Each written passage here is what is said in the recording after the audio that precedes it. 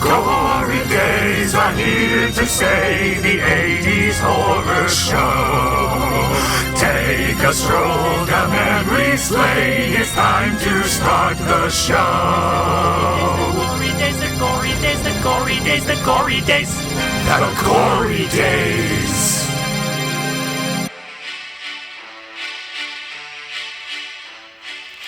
Oh, welcome to the Gory Days, the show where we take a stroll down memory lane to remember our favorite horror movies from the 1980s and early 1990s. Oh, we're just so extravagant here on the Gory Days today, talking about a very opulent movie. And don't worry, I'm not going to keep this voice up. Hi, it's Kyle. Welcome to the Gory Days, the show where yada, yada, yada. Mike's here. Hey, how's it going? How's it going? We got a great show for you today. We were talking about the 1992 movie Society. But I thought, Mike, I thought this show was the Gory Days, the show where we talk about our favorite, where we take a stroll down memory lane to remember our favorite horror movies from the 1980s. And early 1990s? Oh, that's right. There is a little bit there about the early 1990s. Well, viewers might, or listeners rather, might be interested to hear that this movie falls into both of those categories. Really? Completed in 1989, Society was actually released in America on Thursday, June 11th, 1992. What's with the 3-year gap? Wow. It was like post-editing or? Well, what happened was it was released at a film festival. Give me just, let's see here. Society premiered at the Shock Around the Clock Film Festival in London in 1989. Society was a success in Europe, but was shelved for 3 years before getting a release in the U.S. That's really odd. Was it filmed here? Yeah, it was filmed all over Los Angeles and Beverly Hills, very, very near here. In fact, it was filmed, the high school was in Van Nuys. So why do you think they waited so long? I have no idea. Were they just... I can't even think. I bet it's because the British are not as squeamish with their physicalities and body and things, and maybe they just wanted to wait until us Americans matured. 3 years, that's what it's going to take. But yeah, this movie was filmed all over Los Angeles. The Wrigley Mansion was a location in Pasadena. The high school, as I mentioned, is the Birmingham High in Van Nuys. Oh, wow. That's where I went. Oh, really? Well, right next to it. What's the mascot? I don't know. I think it's like a Patriot thing, if I remember correctly, but I went to the school right next to it. So. Interesting. And then it was also filmed in North Hills here in Los Angeles. Yeah. You see a lot of like Beverly Hills stuff the cops are wearing. Yeah, it's Beverly Hills Academy is the school that they go to, and I thought it was Beverly Hills High, which exists. It's up in the Hollywood Hills, but this is a little more closer to us peons. But it is supposed to be totally evocative of that, the higher echelon. I say. So let's see. Yeah, it was released in 1992, directed by Brian Yuzna in his directorial debut.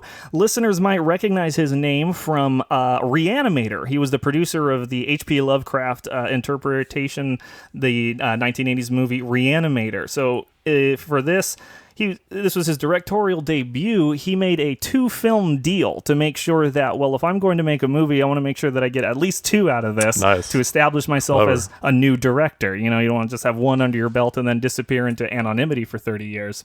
So after having several of his productions fail for lack of finding a director, Brian Yuzna decided to move into directing. As producer of Reanimator from 1985, he held the rights to a sequel and knew he could find financing.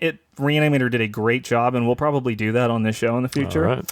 He used this as leverage for a 2-picture deal, the first of which turned into Society, and the second was Bride of Reanimator in 1990, which I have not seen, but it's got good reviews. Maybe we'll touch on that. So Reanimator was his first film. Mm-hmm. And Reanimator was a movie he was producer on. Okay, he was a producer on that, and he held that hostage to get 2 director jobs? Or he held the sequel hostage, yeah, because he had the rights to a sequel as well, and he knew that could get made, but he didn't want to be a producer anymore. He wanted to make sure he directed it. Right.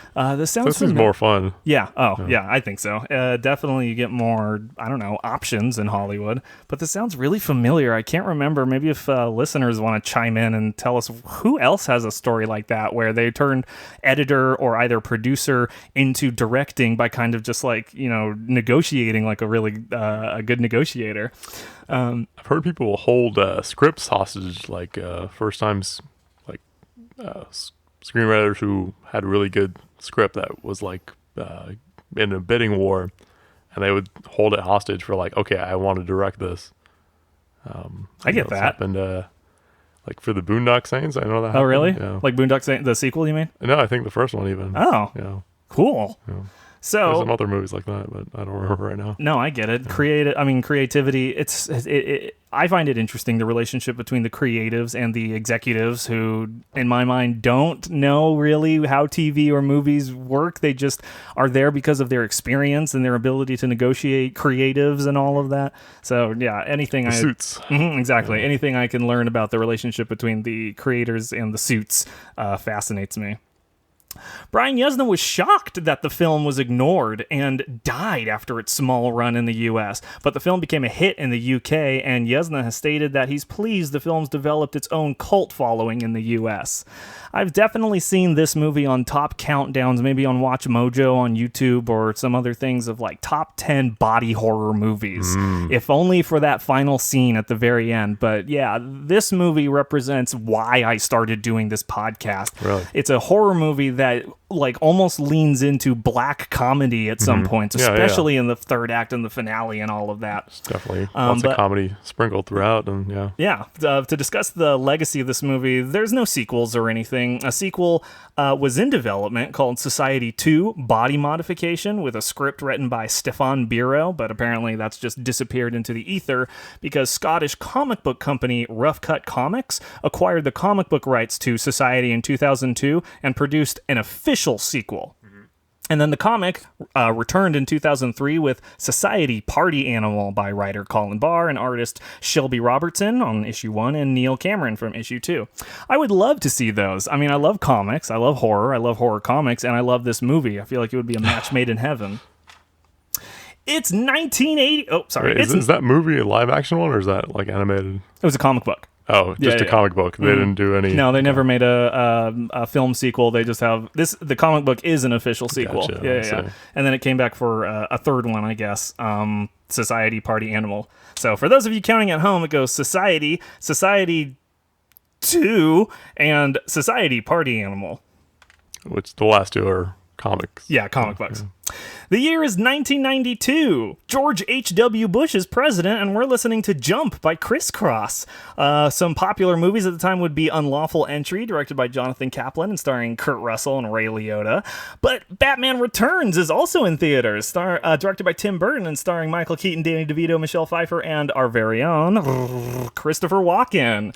Yeah, as baby. Shrek, or Shaq, or whatever his name is. But yeah, seriously. Shrek, baby. It's something like that. Yeah. On TV, we're watching Fast Forward, directed by Sidney Poitier. And just now on home video, we've got Highlander 2, The Quickening, Beethoven, and The Butcher's Wife. It's a great time to be alive. And before we get into the recap, I'm going to rattle off some of these taglines, unless you had anything else you want to say. In Beverly Hills, what you fear is only the beginning. You are what they eat. If you don't belong, they'll eat you alive. It's not what you think it is. It is a matter of good breeding, really. And it's all about fitting in. But without further ado, let's just get right into the recap. We're going to do things a little bit differently today. We're going to read from the Wikipedia plot entry. Unfortunately, I don't think anyone is credited for this entry. Otherwise, I would credit them. But at the very least, I think we'll make sure to give Wikipedia a couple bucks from the Gory Days. But yeah, as we hear things in the plot, we'll chime in and interject with things that we might have noticed or remembered. But here we go. Bill Whitney seems to have it all. His family is wealthy, and he lives in a mansion in Beverly Hills, California. He's popular at his high school, looks to be a shoo-in for class president, has a cute cheerleader girlfriend, and owns a new Jeep Wrangler to drive around in. Despite this, he tells his therapist that he does not trust or fit in with his high society family. When his sister's ex-boyfriend, Blanchard, gives him a surreptitiously recorded tape of what sounds like his family engaged in a vile, murderous orgy, Bill begins to suspect that his feelings are justified. We'll stop there because I wanted to talk about Blanchard's intro. Like, the movie starts with what kind of seems like a dream sequence, but instead it's just a weird, like, foreshadowing of what's to be. He's Bill's in the therapist's office and he takes a bite of that gross apple and there's worms in it and stuff. And then it, like, slides into his eye for the title sequence. But Blanchard is... the boyfriend of I put it in here, right? What did I say? The ex-boyfriend. His sister's ex-boyfriend. Yep. So right off the bat, we've got our main characters introduced here. Bill Whitney, played by Billy Warlock. Bill's mom, Nan Whitney, played by Connie Denise. Dr. Cleveland, the therapist, played by Ben Slack. Milo, Bill's best friend, played by Evan Richards. And his sister, Jenny Whitney, played by Patrice Jennings. While Jenny is starting the movie off with some female body objectification right off the bat, she drops her earring, and that's when we see Blanchard in the closet. Yeah, and then the parents kick him out, and so Blanchard, played by Tim Bartel, is introduced as like this hanger-on, clingy ex-boyfriend who just can't take a hint. And even worse, he like broke into her bathroom and was like a peeping Tom. We of course find out later that he was putting a microphone on her earring, and that's probably why the parents didn't like him that much, because they probably suspected that he knew something. Because I mean they call him out later. But we see Bill Whitney coming in, kicking him out. I said female body objectification, but it's something that the movie I think does an interesting thing with, in that there's a little bit of male body objectification in this too. Specifically, let's bring back 80s basketball shorts, people. Look how wonderfully short those are when you can see every beautiful little hair on his thigh wisp back and forth as those short legs toss so carelessly in the wind. Let's bring those uniforms back. By the way, if you're trying to imagine Bill Whitney, he looks a lot like Michael J. Fox from that's a good Marty McFly. He's skinnier a little bit and uglier. He's like an uglier Michael J. Fox without any of the charm. So in this interaction, this very quick interaction, we get an idea that Bill's parents just don't like him at all. They practically ignore him in this unreal way that says, "Oh, is that your friend?" Yeah, and then they're done listening. They turn around and he's their son. And granted, they're both blonde and he's brunette. Do you know anything about genetics? What's the obvious thing there that they should all be picking up on? So yes, being blonde is a recessive gene, and if both your parents are blonde, you need to be blonde. I mean, genetically speaking, you will be blonde, unless you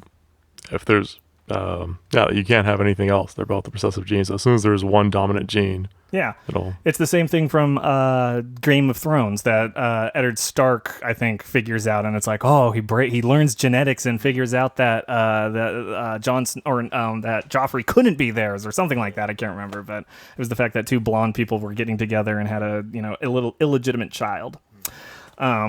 I think that was everything that I wanted to talk about here. This is a different format we're doing here, so I'll just keep going. Bill gives the tape to his therapist, Dr. Cleveland, to listen to. When he comes back for his appointment, Dr. Cleveland plays the tape back for Bill. So, that's it. They're at the beach, and Bill has a girlfriend, Shay. What's her name? Shauna. Yeah. His girlfriend Shauna is absolutely obsessed with going to Ted Ferguson's big party that's coming up. So we meet Ted Ferguson at the beach there, who's Ted the Tycoon Ferguson, who is played by Ben Meyerson. We also meet Clarissa. Another big, giant female body objectification moment after Billy tries feeling up his girlfriend in broad daylight, and she swats his hand away. He bumps into Clarissa. He's at her feet, and she's the most beautiful, bodacious 80s girl that anyone could ever lay their eyes on. The same girl that was tantalizing him in the middle of his class president's speech, his debate. Some inner thigh. A whole bunch. It's really racy. Yep. And there's so many moments in this movie where there's big lulls where I forgot it was R-rated, and then something like that would happen, and I would go, oh crap, or they would just say the F word, they would just lay it out, and I'd be like, oh, in a sexual way, because I don't know if you know, but for PG-13 movies, they're allowed one fuck, but it cannot be sexual. It has to be a non-sexual fuck, like what the fuck, or get the fuck out of here, or something like that. And it's specifically absolutely wow. one. But they can't say like I'm gonna fuck you or something like that, because now that's suddenly sexual. A totally different thing. Yeah. So by the way, they're supposed to be in high school, but everyone's like 30, which kind of makes it okay. It's totally fine. Especially the way, God, there is so much weird dialogue revolving around his sister, Jenny, in this movie. Just weird stuff, and the fact that she's like 16, she's having her coming out party, which is kind of an old-fashioned thing. Yeah, it's an old-fashioned thing of like, oh, my daughter is ready to get laid, and let's all celebrate that and have a bunch of suitors come in and tell her how hot she is and how much we want to get with that, while secretly I'm sitting in the corner wishing I could fuck my own daughter, like that kind of thing. Gotcha. Classic. Yeah, classic. So after we meet Clarissa, we meet Clarissa's mom, Mrs. Carolyn, played by Pamela Matheson, in what I think is the most confusing role in this whole movie, as Carolyn's mom. It's a comedic role. I don't know. She's easily comedic relief, but she's just weird. And for a while, I thought, oh, she's like their alien muscle or something. And I still don't know to this moment if she's an alien or not. Right. And she's kind of like the from the Addams Family, the big guy, Lurch. Where he can't talk. Right. The daughter, treats her weird. Anyway, so the tape that we were talking about. As we mentioned, the ex-boyfriend Blanchard had put some listening devices in the earring and car of Bill's family, only to find, oh my gosh, the weirdest discussion ever. Saying things like, oh, I remember my first coming out party. So you can do it with women and men? Oh, absolutely. And remember, first someone your own age, then your mother, then with your mother and I, and then the host arrives. Oh, your boobs are looking so great. Guys are going to pop a high one when they see you. It's great seeing how far you can stretch, and the wetter you get, the more you can do it. Ha ha ha ha. I love that dialogue because out of context, without knowing what the heck is going on, it is the weirdest, incestuous, freaking like taboo thing ever. And I wish I didn't know the ending of this movie before going in, because I definitely would have responded to that very, very differently. But that's the tape that he brings to Dr. Cleveland. When he comes back to his appointment, Dr. Cleveland plays the tape back for Bill, but the audio's now changed, and now simply contains the sounds of his sister Jenny enjoying her coming out party. On the original tape,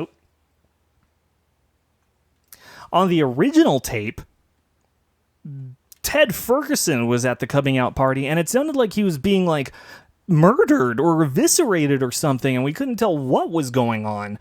And now it just sounds like it was a normal party that Bill didn't get to go to. Bill insists that what he heard before was real and calls Blanchard to get another copy.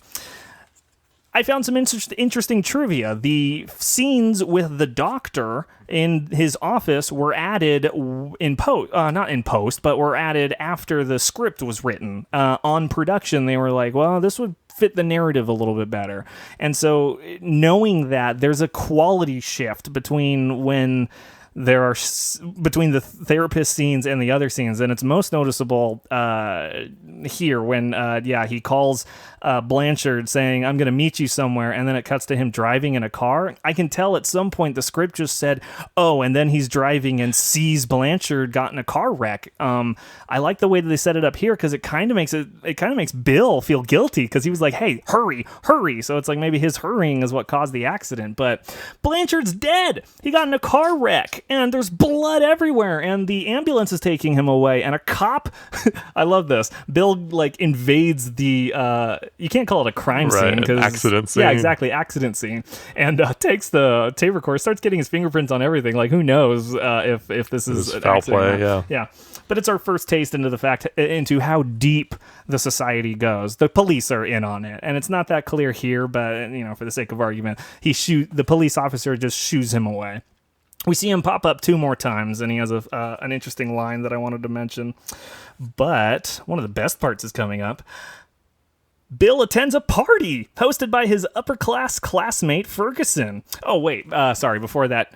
As soon as Blanchard was killed, he very understandably, Bill goes straight home to his sister to say, hey, I know you hated him, but he's dead. He's your boyfriend or ex. He's dead, and the family doesn't care. They couldn't care less. They and just like fake, oh yeah, I was really sad or something like that. And it's easy to, write off as like, oh, they're just such elitist bastards that they don't care about any kind of life that isn't, one of their own, which, we'll get into it as we talk about the analysis, but yeah, this is a pretty topical movie, and I feel like if it was remade today, it would have a very different message.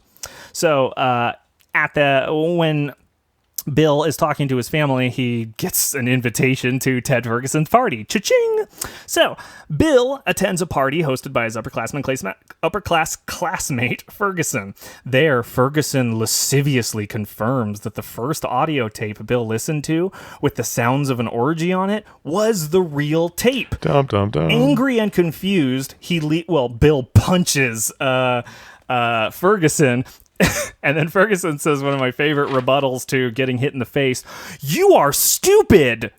And they throw him into the pool. They say, if you make waves, you'll drown. And they throw him into the pool. And he's all sad, and he's wringing his clothes out, and Clarissa comes over and schmoozes him up and takes him home, and they have sex. Yeah, she's got the weirdest lines in this movie. Oh, she's so weird. And he responds to them the weirdest. Like, you're weird, he says. Like, oh, your button's hanging on by a loose thread. Oops, see? You're weird. And then, so they do it.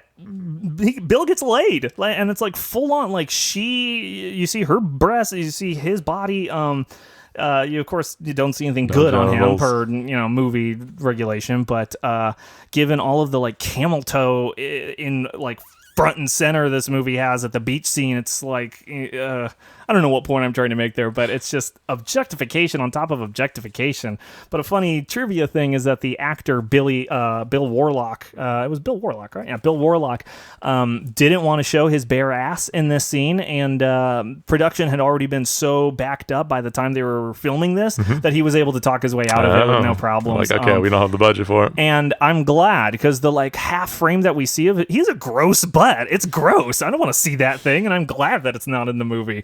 But he experiences some weird like hallucination or like twisting her body, something in bed. And throughout the whole movie, we don't know if it's like in his head or if it's actually happening. It's kind of like this like he psycho thing going on, American Psycho, I should say. Like he sees a bubble boil on the back of his sister. He sees what were some other things? Like you seeing worms and stuff. And he sees his sister like backwards in the bathroom at one point, like she's all contorted. Just weird things that's like, oh, am I going out of my mind? So they have sex. It's amazing. She offers to pee in his tea. He says she's a class act, typical stuff. But meanwhile, flirting. Shauna sees all of this, or at least hears about it, and knows that Shauna's friend was at the party, saw them leave together, Bill and Clarissa, told Shauna about it, and so they stake out front. And just she's like, oh, I'm so mad I could scream. But Clarissa's mom comes home with a bunch of hair in her hand. Yeah, and then like she shakes his hand. She spits out a hairball and puts it in his hand. Yep. And that is another moment where you're like, is she eating people? Like, is she an alien? And then like she shoos her away, and Bill is still trying to be respectful to her mom, and she's like, she does things I don't like. Clarissa's mom, she's weird and she loves hair. It's a weird thing that continues later, but it's weird comic relief. I don't get it, but I love it. Bill returns home the next day and confronts his parents and sister, who are all in the master bedroom dressed in lingerie.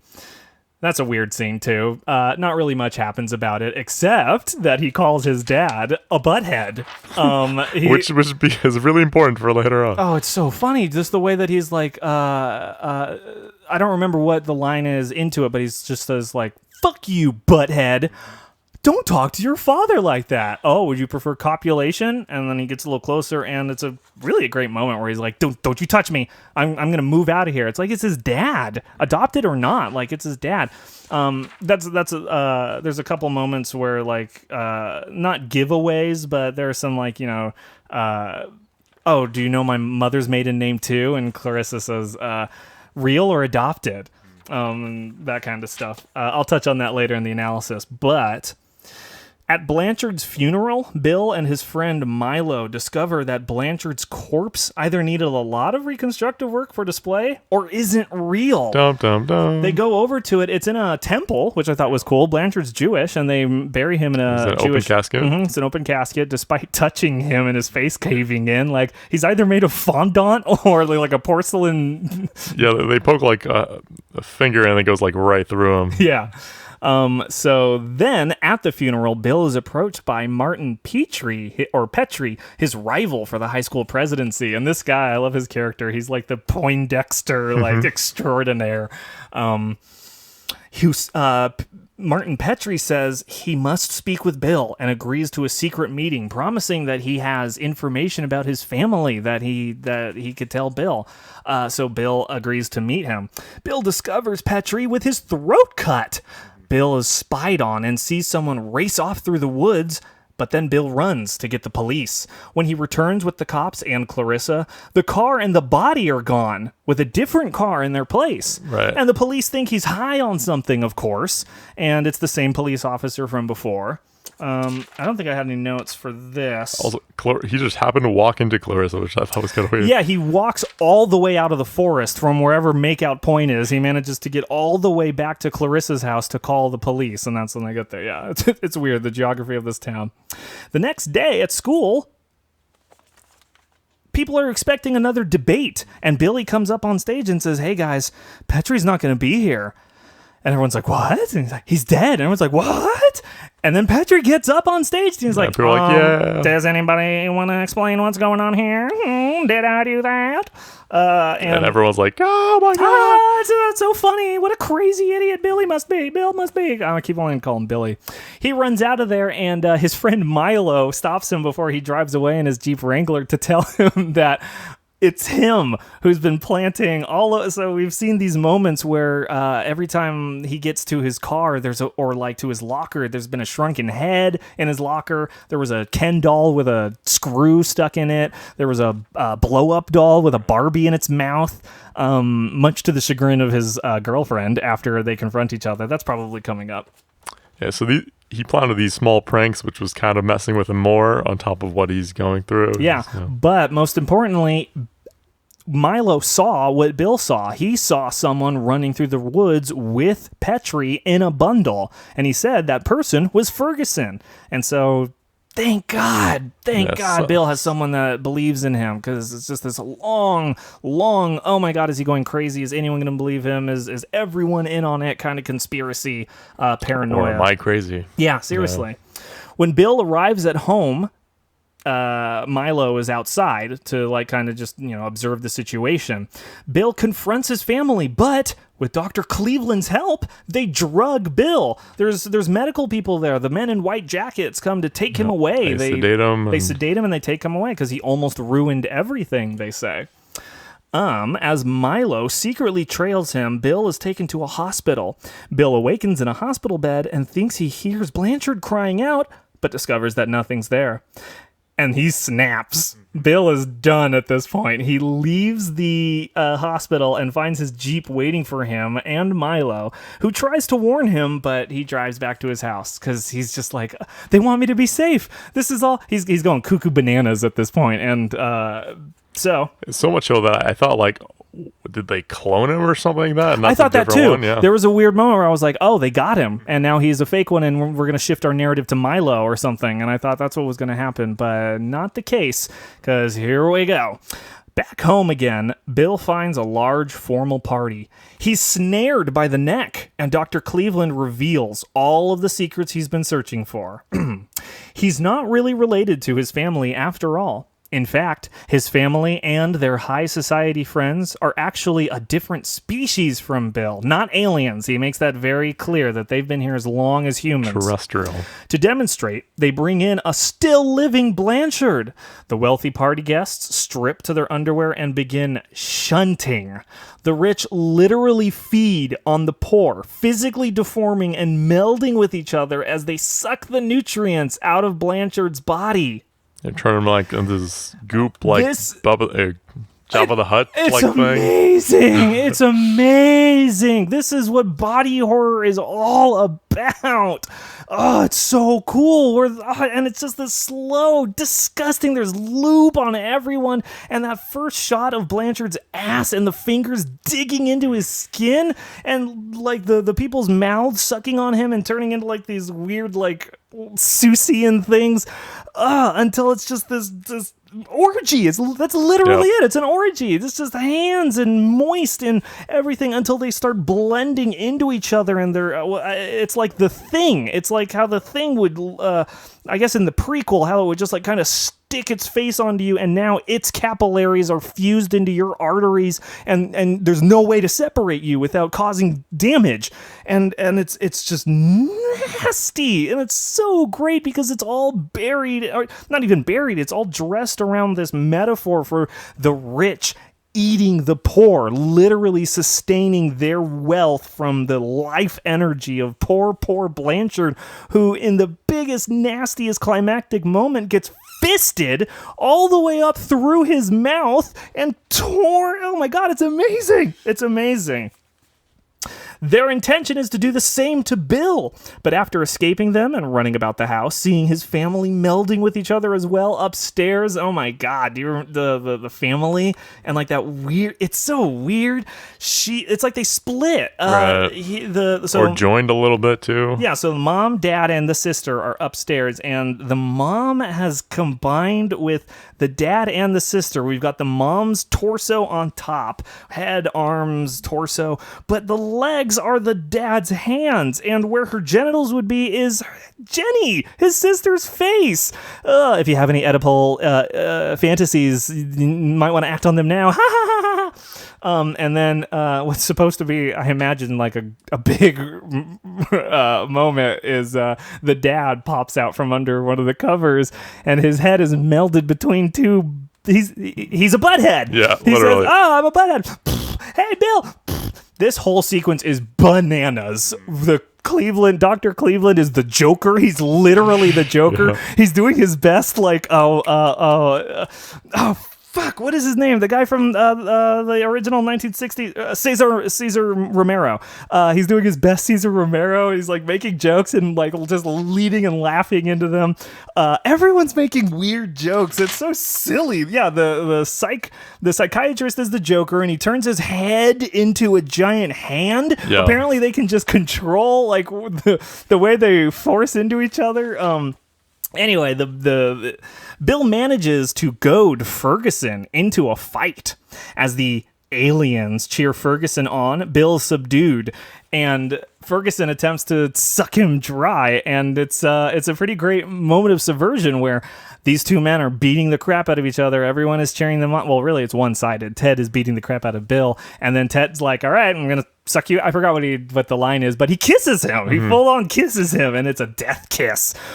But then it turns into even sillierness. So now that Ferguson is sucking the life force out of Bill, he's, quote, pliable, unquote, which is a word that they used earlier when Blanchard was like in the perfect mode. So they turn him into goop. Mm-hmm, like when they could best absorb him. So Ferguson's nice and pliable. I guess he got the idea from seeing the judge do it to Blanchard, but Bill fists Ferguson and does the same thing where he reaches all the way up, and oh my God, I love this, where he sticks his thumb out through his mouth and his fingers poke out his eyes like a bowling ball, and he's like holding him like a puppet, only to pull him all the way back through his butt butt inside out. And there's like bugs all in him and things. And apparently he's not dead. People are saying like, don't touch him until he's congealed, or something like that. But oh man, this whole time, Milo and Mrs. What is it? Mrs. Carolyn, Clarissa's mom, are like, you know, like Bob and Billy going around like, hey boss, what should we do here? Oh, you, Mrs. Clary. Yeah. Because there's a cop and he's Milo 6, Mrs. God, I keep fucking it up. What is her name? Mrs. Carolyn keeps pushing Mrs. Do you have it written down on there? No, I don't. Why do you keep looking at your paper? I've got a few names, but that's not one of them. Mrs. Carolyn loves hair so much that she's able to take down the police officer and rip out all of his hair from the top of his head. But she like saves the day by taking down Ferguson in the right moment, and that's what gives them all the ability to escape. All by which I mean Clarice, right? Is that her name? Yeah, Clarissa. Clarissa loves Bill, and even though she is 100% established that she is part of the society, Ted likes her and keeps saying some things that imply that she's, you know, heavily in it. Abandons it for Bill because she's gotten a taste for them, or whatever Ted the tycoon calls it.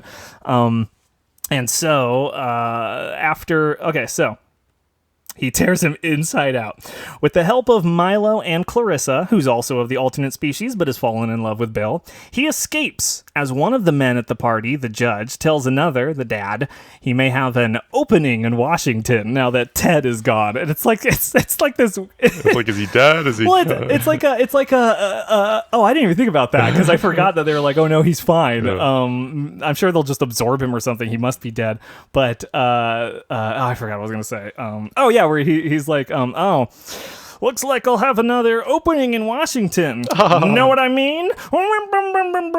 And then it ends with that beautiful rendition of Eton Boat Song, a special arrangement performed by Helen Moore.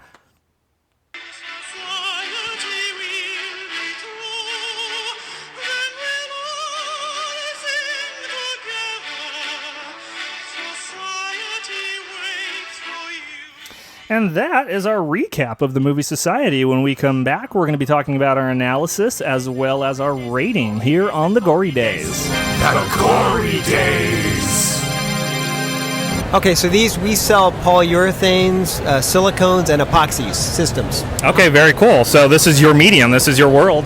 Yes. BD Enterprises? BJB, yes. BJB, sorry about that. No problem. Okay, so why do you love horror? What brings you into this world? Well, you know what? We sell that just about every industry you can think of. Okay. It's just another market that we hit. Gotcha. Yeah. Okay, how long have you been around? We've been around for about 40-something years, and we've been in films like Jaws, wow. You name it, all the special effects for, anything recent? All sorts of companies. Oh, yeah. Every Star Wars, whatever. Like maybe Quiet Place? We're involved in that? Actually, I'm not familiar with that. Oh, that's the John Krasinski. As far as the horror, I'm not up on all the genre stuff. Okay, this no is problem. kind of a different world for me. Oh, really? Where do you come from? Product models. Basically, had a product model. Okay. Company, well, how come they sent you here? Well, no, I'm a tech sales guy for this company. Gotcha. How long have you been there? So I've been here for 5 years. Okay. I've been in the industry for about 34 years. So. They take care of you? Oh, yeah, they're great. Okay, good. Yeah, awesome. Great company. Yeah, so this is exciting. So when people come here, what is the pitch? What's the ideal? Because I'm not seeing a ton a lot of people they're not familiar with the process. Right. I kind of fill them in. A lot of people want to make something, they just don't know how it's done. So we have how-to videos and things on our website. Make it real easy for people to learn. Sure. What's that website? It's bjbenterprises.com. Awesome. Okay, so ideally for people who are trying to get into cosplay or maybe even making a movie themselves, would want to look you up and... you can see our how-to videos, and then we have tech support too that you can call in and we can tell them how to select materials for their particular job. Mm-hmm. And that and combined with our how-to videos, and we can I've done I'll sketch out something or people will send us pictures of what they're trying to do, and we'll help them out. Very cool. Yeah. So you personally have a relationship with horror? Do you enjoy the genre and the world, or? It's like I said, it's not my world. I find it very interesting. Sure. This is very entertaining. I think it's a lot of What do fun. you like, more sci-fi, fantasy? Yeah, political dramas? Yeah, that's like I said, this is a different world for me. Sure, so this no problem. it's been fun to be a part of it, though. Sure. Well, Yeah. thanks a lot for your time. Yeah, Appreciate thank it. The Gory Days. Welcome back to the Gory Days. I'm Kyle, here with my guest Mike. Our movie today is Society. So, right off the bat, I wrote down some thoughts, specifically male versus female objectification. It's not in balance in this movie, nor should I expect it to be. I was impressed that there was any male. It's a little close, yeah. I was impressed that there was any male body objectification, but man, you could call this like there's elderly body objectification. There's just body exactly. objectification. There's just like a representation of all people, and I guess that's pretty great. I didn't even expect this to go any deeper than that, but you're right. It kind of just represents anybody and everybody. I think the only person whose body we don't get to see in some kind of revealing fashion is Mrs. As Clarissa's mom. Thank God. Yeah. Okay, well, that's something else I want to talk about is she made me uncomfortable, not because of her character, but because of the way the actress was being portrayed here. And I felt like this gets away because it's in the 80s, but this is problematic. Like big women being portrayed as hulking and dumb, and yeah, that's problematic. Was she also the nurse? Was that the same No. actress? No, it was a different one. No. Okay. But yeah, she was. I don't get her. I don't understand the character. She's not an alien. She must be an alien, but she's like the dumbest one, and she fights her own kind, I and don't get it. no one really knows that much about her. Yeah, I don't get it either. Yeah. But yeah, full-on sex scenes. The sister gets objectified a ton, especially in the beginning. Yeah. And God, that poor actress. I want to make sure that. I mean, Billy walks in on her in the shower, and she all but covers up. And poor Patrice Jennings. God, that shower, they're just holding the camera on her, and she's like, "Get out of here!" It's just, I feel bad for that. I feel bad for people in these kinds of positions if they're. That's assuming they don't. Assuming they don't want to Right. do that. Yeah, I guess that's true. I guess that's just as problematic to assume that no woman in their right mind would ever want to be look like that. Who knows where their mothers will see them. The police mentioned something in their second appearance. He pushes Billy in verbally and says, "Is it really that hard for you being rich?" And so before we know that he's the police officer is also part of the high society, I felt like it kind of evokes the idea of class structure. Yeah, he's also saying I think the line was "Aren't you? Is it boredom or something like that that's driving you to do all these crazy things?" Because he brings the cop into what he thinks is a murder scene. The cop's like, well, "You made this thing up," sort of thing. At that point, we think, "Oh wow, maybe this cop is just a regular cop." Yeah, I definitely thought he was. I thought he wasn't part of the society. I thought he was just a guy who hates delinquents. He's a cop in this Hollywood or this Beverly Hills town. I'm sure Especially rich people. Yeah, exactly. So I feel like we should take a step back because the big one here, obviously, the movie's called Society. The people in it are society. It's supposed to be a deconstruction of this class imbalance of elitist, rich, upper class people who look down on poor poor people, because how much you make extends all of these things. I guess it's the society of high. It's this guy's a senator or something in Washington, and these are the super wealthy, and they're it's like a country club. Yeah, it's like the super elites, the Richard Bransons, the Elon Musks, the Trumps, the people who go to these $1 million golf courses and drink $1,000 cocktails, or wear $1 million watches or things like that. These people who just throw money around. People who use summer as a verb. Yeah. Yeah, exactly.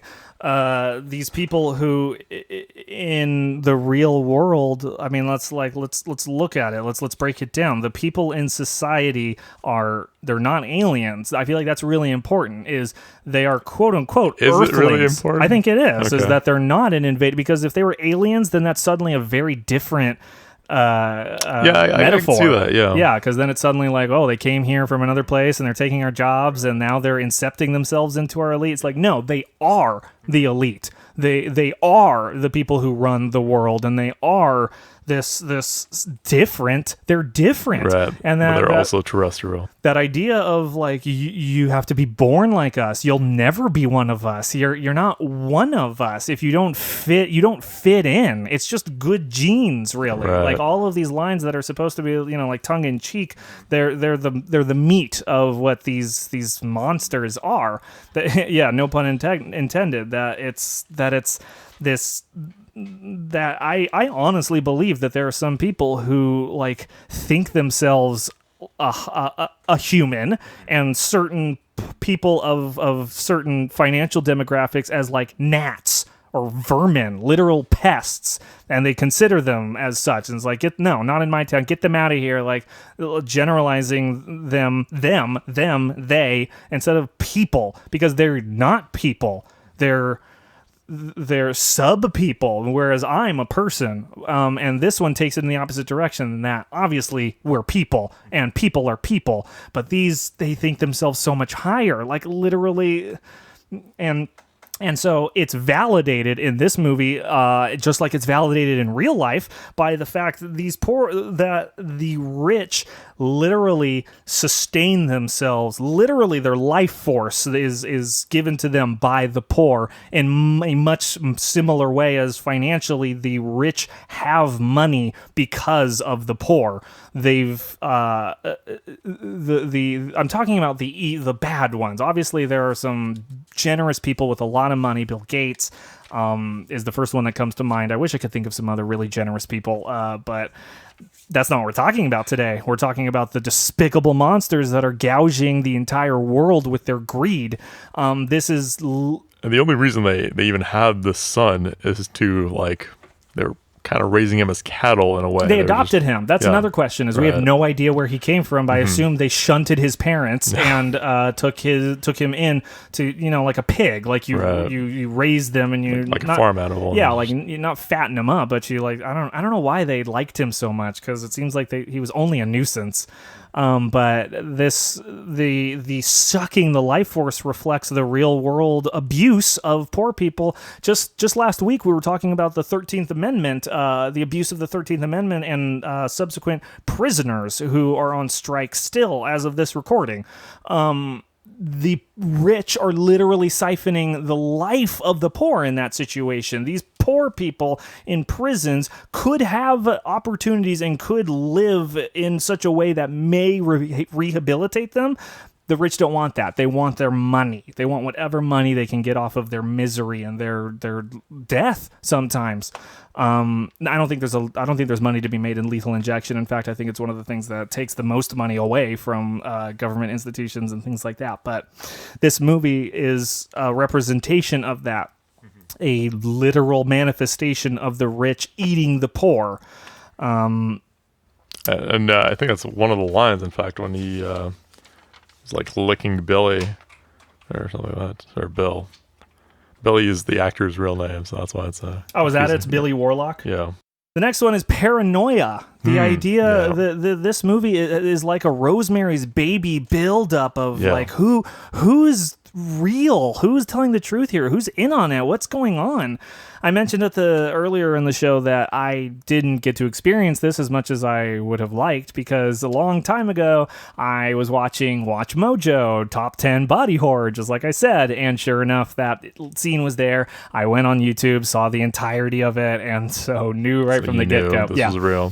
But if you didn't, I got to experience it as like a psycho scene going on. I was like, oh, is this happening? Is real? Is he imagining this? Yeah. So like, was Milo telling him that I saw it too a relief, or was it further like, oh, I don't know if I want to trust him? Yeah, maybe Milo's weird too. I feel like you don't know until the very last moment, like really until Clarissa and them are running out, because I want to believe Clarissa when she's in the shunting scene and she's like, no, I don't want to be a part of this. But it still doesn't explain like why he sees like worms and stuff just everywhere. But. No, they eat them, I guess. Is like they eat slugs and they eat worms and they enjoy that. There's a scene earlier in the movie where mom and dad are like appreciating a platter of slugs, and later, it's validated at the end where it's like, oh, there's a waiter going around with a plate of slugs. Yeah, but the paranoia, the long, slow burn, the idea, that's why I like this movie so much. I respond to any kind of underdog story. The idea of everything stacked against you and you holding on to your conviction and knowing what's right.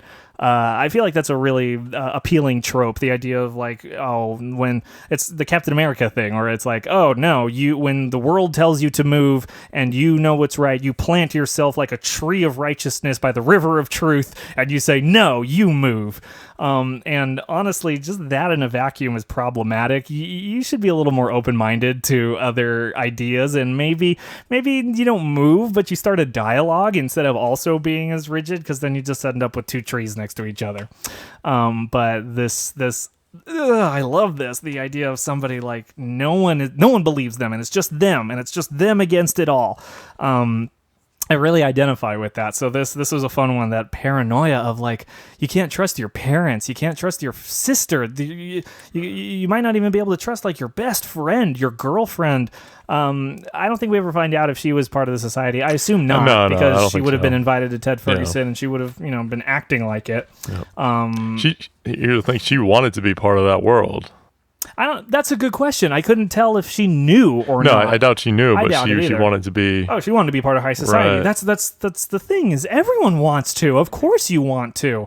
Like, it's just I want to believe there's a balance between having money enough to be comfortable, enough for your kids to be comfortable, and being evil. I hope that there's a middle ground where like, oh, maybe I don't have to send my kids to the absolute best private school. Maybe I can send them to the 6th best private school, and I'll give some of that money to an organization that's fighting a thing that... Or regular public schools. So. I don't know about that. No. Give the money to them. No. Maybe if my kids are going there. Yeah, you're right.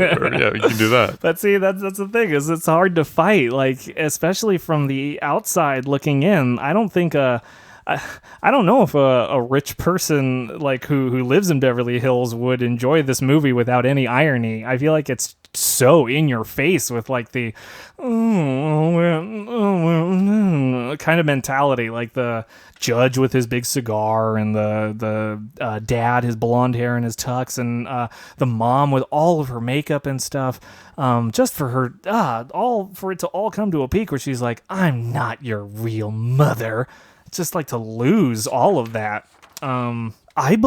Like there's a mythology to money and rich people, and like the idea of they're enjoying a thing on a whole nother echelon than we even are privy to. Like they get invited to like yacht parties in the middle of the ocean in international waters where all kinds of stuff happens. They go to like Hostel, like that, the movie where it's like, oh, we're so rich we murder other people for our enjoyment. This is that same thing. The idea of being part of something bigger than the rest of the world is privy to, and there's usually a reason for that. It's because like the activity that the rich people enjoy somehow reflects their lack of humanity, or the innocence they've like.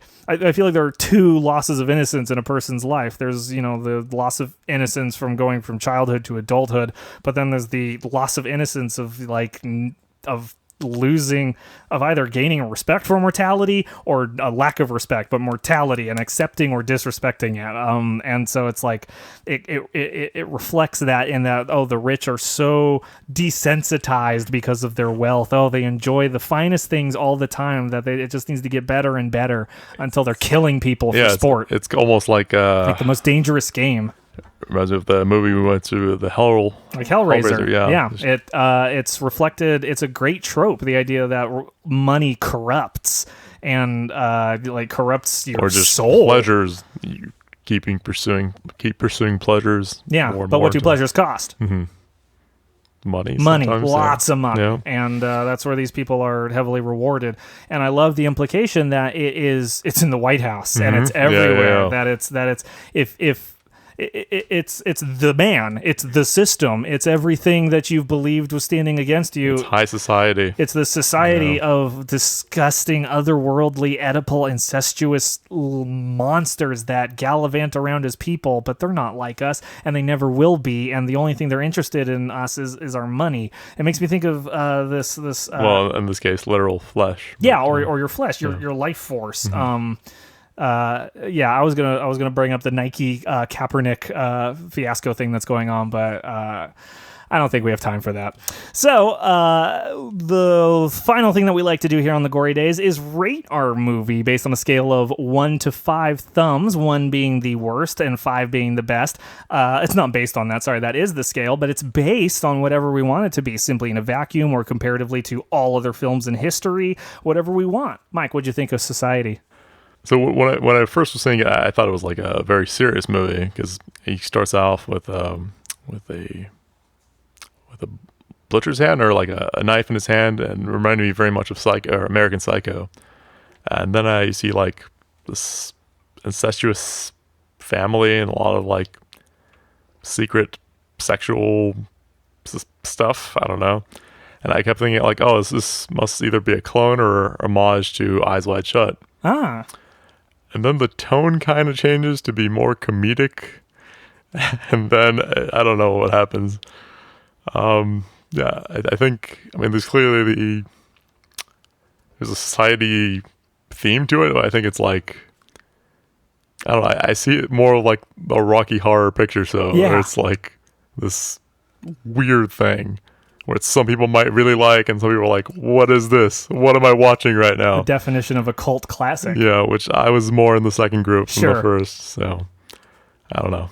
That's good. We get each side of the derisive movie. Right. So how many thumbs? I'll give it 1 because if you're in the mood for a horror porno that's funny, like a soft porn that's funny, then maybe check this out. I'll give the 1 thumb to the goop that is what's his friend's name that gets Blanchard. Oh, that just pile. Yeah, 1 thumb. Super gross. Yeah. Or I really love the what is it, what was the butt thing? What do you call him? Butthead. Yes. Really nice like prosthetic thing.